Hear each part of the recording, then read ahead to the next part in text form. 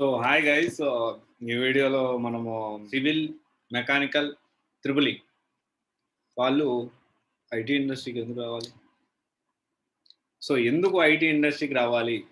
So మనం ఈ వీడియోలో దాని గురించి మనం మాట్లాడుకుందాం. ఎందుకు ఐటీ ఇండస్ట్రీకి రావాలి? ఏం సార్ మీరు భలే మాట్లాడతారు మీరు.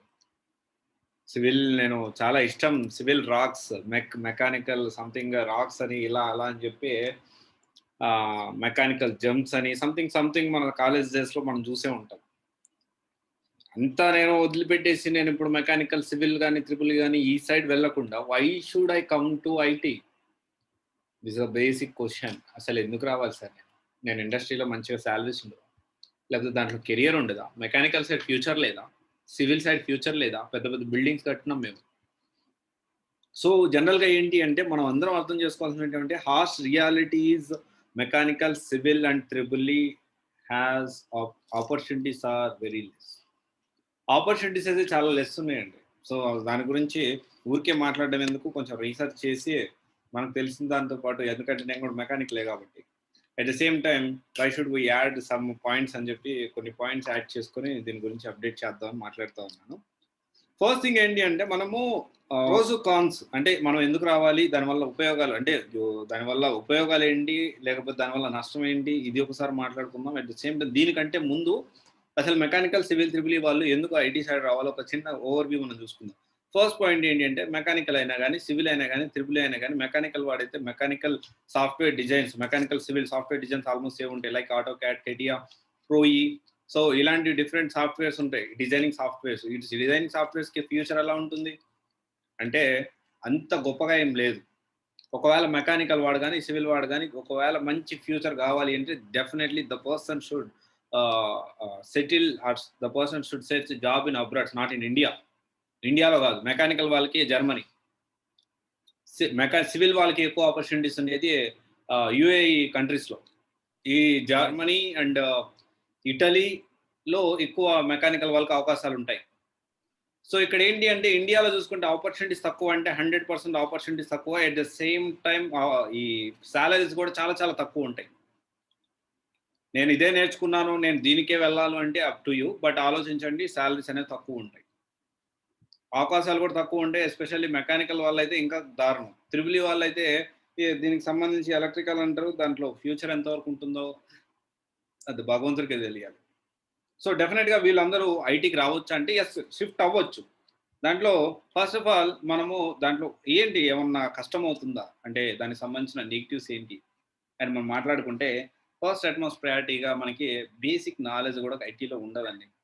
లాంగ్వేజ్ మీద కానీ ఎలాంటి పట్టు ఉండదు, కోడింగ్ మీద అస్సలు రాదు. ఎందుకంటే మనం ఆల్రెడీ కోడింగ్ భయపడే ఈసీఈ, సిఎస్ఈ కాకుండా, ఐటీ కాకుండా, లేకపోతే అటు ఇప్పుడు కొత్తగా వచ్చి ఆర్టిఫిషియల్ ఇంటెలిజెన్స్ అని, డేటా సైన్స్ అని, ఇంకా తర్వాత సైబర్ సెక్యూరిటీ అని ఇప్పుడు చాలా వచ్చాయి. వాటన్నిటిని వదిలిపెట్టేసి నేను త్రిబుల్ ఈ తీసుకుంది కోడింగ్ తక్కువ ఉంటుందనండి, మీరు మళ్ళీ అంతా అయిపోయిన తర్వాత మళ్ళీ కోడింగ్ రమ్మంటారంటే ఆబ్వియస్లీ తప్పదు.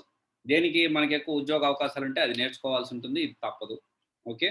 సో ఫస్ట్ థింగ్ ఏంటి అంటే బేసిక్స్ కూడా తెలియదు కాబట్టి కొంచెం కష్టం అవుతుంది నేర్చుకోవడానికి. అండ్ తర్వాత వచ్చేసి ఏంటి అంటే ఏజ్ ఫ్యాక్టర్. ఇప్పుడు చాలా మంది సాఫ్ట్వేర్లో చూసుకుంటే 40+ ఇయర్స్ వాళ్ళు మీరు అక్కడ కనపడరు. ఎక్కువ మంది especially when it comes to India ఎక్కువ మంది ఉండేది ఎవరంటే యంగ్స్టర్సే ఉంటారు.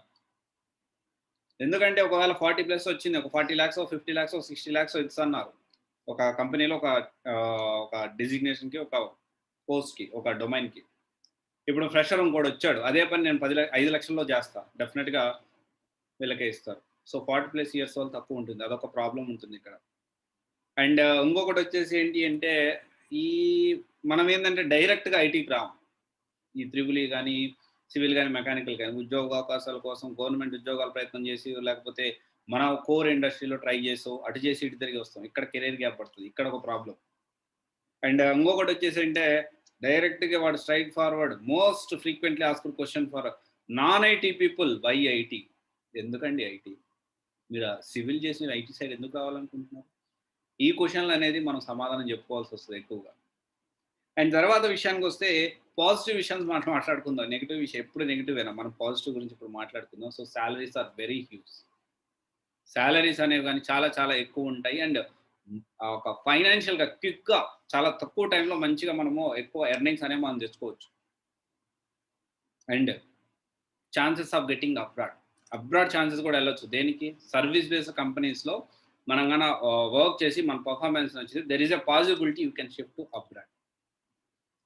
And also the utmost priority and high priority, లేకపోతే చాలా ఇంపార్టెంట్ పాయింట్ అనో, ఏదైనా ఒక స్టార్ మార్క్ పెట్టుకొని ఒక పాయింట్ అనో ఏంటి అంటే, ఆ పాయింట్ చాలా ఉద్యోగ అవకాశాలు, job opportunities are very huge in software industry when comparatively all other industries.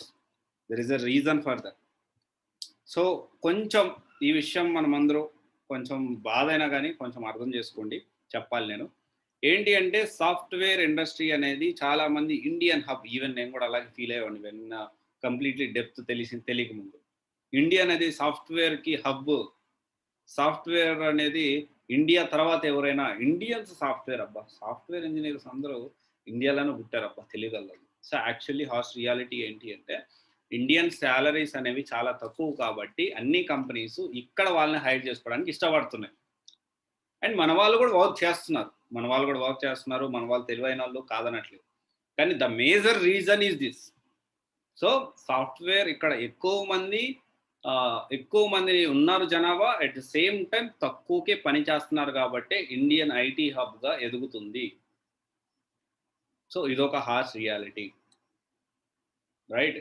So ఇప్పుడు మెకానికల్, సివిల్, త్రిబుల్ వాళ్ళు టైం వేస్ట్ చేసుకోకుండా ఐటీ సైడ్ వస్తే బెటర్ అనేది నా ఒపీనియన్. సో ఎనీవే, ఇప్పుడు ఎవరి ఒపీనియన్ వాళ్ళది, ఎవరి కెరియర్ వాళ్ళది. మెకానికల్లో కూడా ఇండియాలో ఉండి 20 లక్షలు 30 లక్షలు తీసుకునే వాళ్ళు ఉన్నారు, 40 లక్షలు తీసుకునే వాళ్ళు ఉన్నారు. సివిల్లో ఉండి టాప్ ఆర్కిటెక్ట్ అయిన వాళ్ళు ఉన్నారు, అలా ఏం లేదు. But again it depends on person to person. And at the same time bulk people, ఎక్కువ పీపుల్, క్రౌడ్కి ఏది ఫ్లెక్సిబిలిటీ ఉంటుంది అది ఇంపార్టెంట్ ఇక్కడ. ఓకే, సో ఇది ఒకసారి ఆలోచించండి. So thank you guys, this is Raj signing off, CBSE guidance private limited, one stop solution for all job oriented courses. Thank you.